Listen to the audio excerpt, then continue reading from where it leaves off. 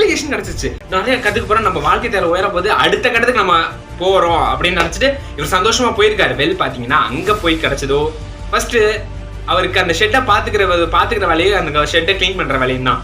So over ஹைப்பா போன அவருக்கு அவரோட எக்ஸ்பெக்டேஷன் எல்லாமே தூள் ஆகிற மாதிரி இப்படி ஆகி போச்சு. ஸோ அதுலயும் மனத்தளராத அவரு அங்க இருக்க ஒவ்வொன்றையும் லேர்ன் பண்ண ஆரம்பிக்கிறார். இவரோட growth அங்க எப்படி இருந்திருக்குன்னா, ஒரு சாதாரண அந்த ஷெட்டை கிளீன் பண்றதுக்கு பாத்துக்க போன அவரை ஒரு கட்டத்துல அந்த இண்டஸ்ட்ரி வந்து ஒரு ரேசிங் கார்ல தயாரிக்க ஆரம்பிச்சாங்க. அந்த ரேசிங் காரோட சீப் மெக்கானிக் நம்ம ஹோண்டாவா மாறுற அளவுக்கு அவருக்கு growth வளர்ந்துருக்கு. அவங்க இருந்து நம்ம இதே இடத்துல உட்கார்ந்துட்டு இருந்தா நம்மளால சாதிக்க முடியாது. நம்ம வாழ்க்கையை அடுத்த கட்டத்துக்கு போகணும்னா நம்ம ஒரு கம்பெனி ஆரம்பிப்போம் அப்படின்னு சொல்லிட்டு அவரோட ஃப்ரெண்டோட சேர்த்து ஒரு கம்பெனி ஆரம்பிக்கிறாரு.